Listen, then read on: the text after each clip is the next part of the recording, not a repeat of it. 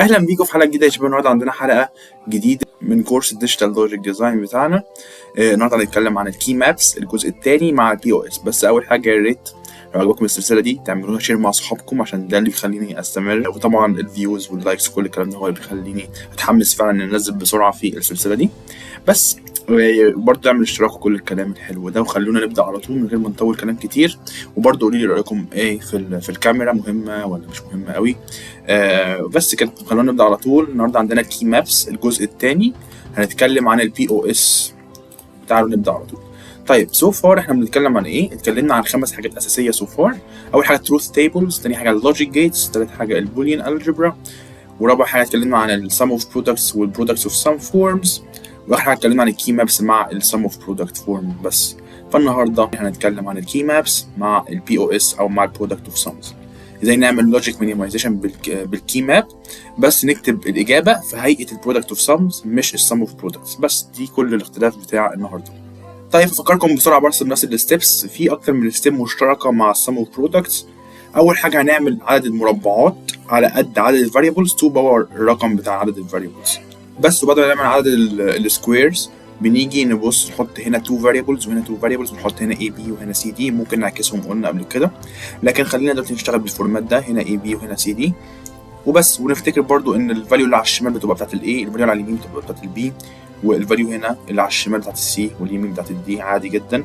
يعني هنا مثلا 1 1 ده معناه ان السي ب1 والدي ب1 كمان. 0 1 معناه ان السي ب0 والدي ب1 بس. فهنعمل نفس الفورمات ونفس الشكل بالظبط، ونبدا فعلا كالعاده نيفاليويت الاكسبريشن والفانكشن بتاعتنا، ونملى المربعات دي كلها بالفاليو بتاعت الفانكشن ات الفاليوز دي. يعني في المربع الاول يبقى انا هحط للفانكشن a ب0 وb ب0 وc ب0 ودي ب0، واشوف هيطلع كام ونحطه الفاليو بتاعتها هنا على حسب 0 او بس. فهي نفس الفكره بالظبط، لكن المره دي في اختلاف واحد بس. وهنجيب الاكزامبل من المره اللي فاتت، هنجيب التو اكزامبلز بتاعت المره اللي فاتت ونطبقهم تاني، عشان في الاخر عايزين نوصل لكونكلوجن من اللي هيطلع من التو اكزامبلز دول. طيب المره اللي فاتت كنا بنتكلم عن الاكزامبل ده، وده كان واحد من البروبرتيز اللي اتكلمنا عنه في البوليان الجبرا. طبعا لازم ترجع للفيديوهات اللي فاتت عشان تفهم البوليان الجبرا بشكل احسن بكتير، وكل اللوز المهمه والرولز. بس في المره اللي فاتت احنا كنا متفقين ان احنا بعد ما نملى الكي ماب بتاعتنا نبدا نسيرش عن الوحايد، المربعات اللي فيها وحايد، ونبدا نكفر بريكتانجلز.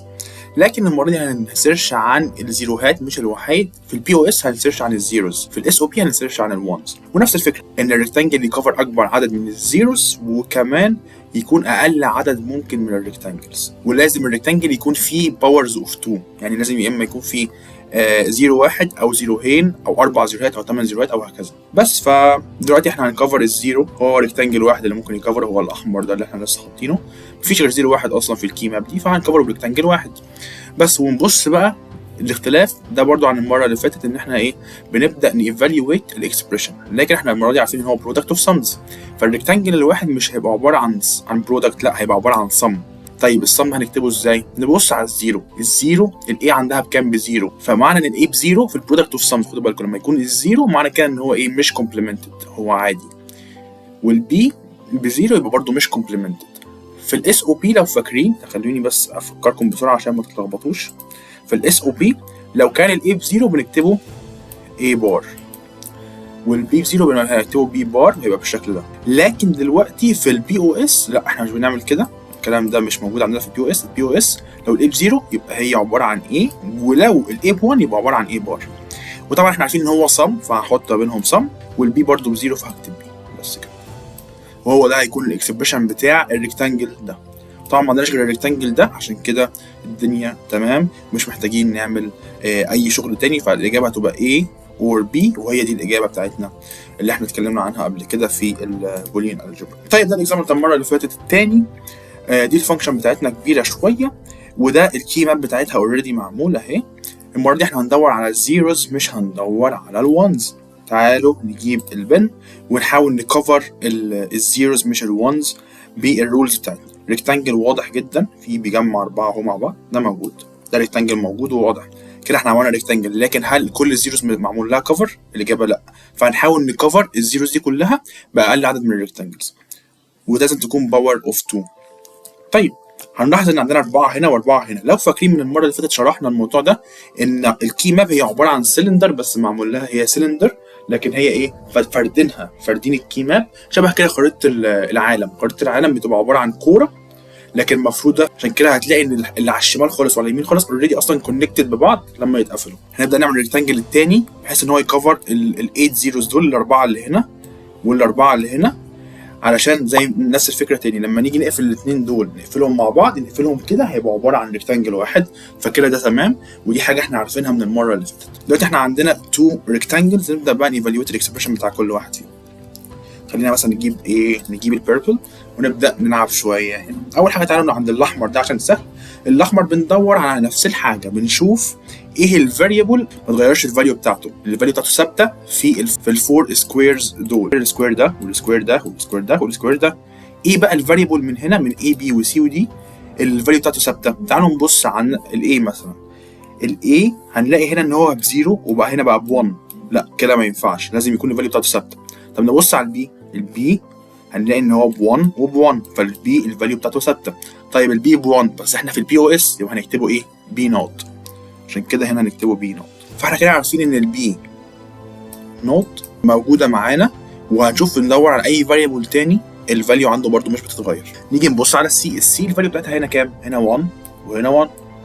لو حد بيفكر ليه مش بنبص على سي 0 0، عشان احنا بنركز على الريكتانجل ده بس، والفاليوز بتاعت الفاريبلز في الريكتانجل ده بس اللي انا بعلم عليه دلوقتي. فالسي ب1 في الاثنين، فكده تمام السي معانا، والسي ب1 معنى كده ان احنا هنكتبها كومبلمنتد سي نوت. طيب الدي الفاليو بتاعتها بتتغير فعشان كده مش معانا. فاكرين ده ايه؟ ده عباره عن برودكت اوف سم، يعني الريكتانجل الواحد عباره عن ايه؟ عباره عن سم، فهنحط ما بينهم بس كده.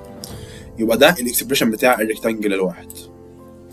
جميل. وده كان الريكتانجل الاحمر ده. تعالوا بقى نعمل الريكتانجل الاخضر. تعالوا نعمل نفس اللعبه، نبص على الفاريبلز. احنا دلوقتي الريكتانجل الاخضر خدوا بالكم احنا ايه؟ بنكفر السكويرز دي ودي. لو بصينا هنا هنلاقي ان الدي 0 و0 في الاثنين. جميل. الدي 0 و0 متفقين ان في البي او اس لو الدي ب0 يبقى نكتبها دي عادي مش كومبلمنتد. واتكلمنا برضو عن الموضوع ده في الفيديو اللي فات، بان ازاي تحول التروث تيبل لفانكشن، فاتكلمنا عنه في الفيديو اللي فات وشرحناه. بس فالمهم دلوقتي الدي معانا احنا متفقين. تعالوا نبص على الفاريبلز الثانيه نشوف لو هتتغير ولا الفاليو بتاعتها ثابته. نبص على مثلا السي هنا ب0 تمام، لكن هنا السي ب1 فما ينفعش. نبص على الاي والبي بتتغيروا فيهم كلهم، يعني هنا الاي ب1 لكن هنا الاي ب0 فبتغير، والبي هنا ب1 لكن هنا مثلا البي ب0 فبرضه بيتغير. فما ينفعش يكون معانا ولا اي ولا بي ولا سي، هي دي بس. يبقى الريكتانجل ده كله اللي انا بعلم عليه دلوقتي ده تاني هيبقى ايه؟ هيبقى عباره عن دي بس. واحنا عارفين ان ده عباره عن برودكت اوف سمز، والسم الاول لو فاكرينه كان عباره عن بي نوت اور سي نوت، ده السم الاول. السم الثاني عباره عن ايه؟ عباره عن دي بس كده. هي دي الاجابه بتاعتنا. الفانكشن بتاعتنا المينيمايزيشن بتاعها عباره عن البي نوت اور سي نوت تايمز دي. طيب لو فكرنا فيها شويه وعملنا توزيع للدي على الكوز ده باختصار هيدينا ايه؟ هيدينا بي نوت دي or C نوت دي. هي نفس النتيجة بالظبط اللي جبناها بالسم اوف برودكتس بالاس او بي 4. فعشان كده احنا ممكن دلوقتي نوصل للكونكلوجن اللي احنا عايزين نقوله من الحلقة دي كلها. فالكونكلوجن اللي احنا عايزين نوصل له ان الاس او بي والبي او اس هي بس طريقتين لكتابة البولين اكسبريشنز مش اكتر، وان الكي مابس لو احنا استخدمناها بالفورم بتاعت الاس او بي او البي او اس، يعني احنا بندور على الزيروز او بندور على الونز، مش هتفرق، هتطلع لنا نفس النتيجة في الاخر بالظبط. وهو ده الكونكلوجن المهم جدا ان احنا عايزين نوصل له، ودي حاجه فاونديشنال في الكورس ده محتاجين نبني عليها في الحلقات اللي جايه. بس ده كان الفيديو بتاعنا النهارده. شكرا جدا ليكم بالمشاهده، ما تنسيش باللايك سبسكرايب كومنت شير وشيروا مع اصحابكم، دي اهم حاجه. قولوا لي طبعا رايكم في الكومنتس، عايزين نعدل ايه، الفيس كام حلو ولا لا، بس كل الحاجات دي. بس شكرا جدا ليكم بالمشاهده، مع السلامه.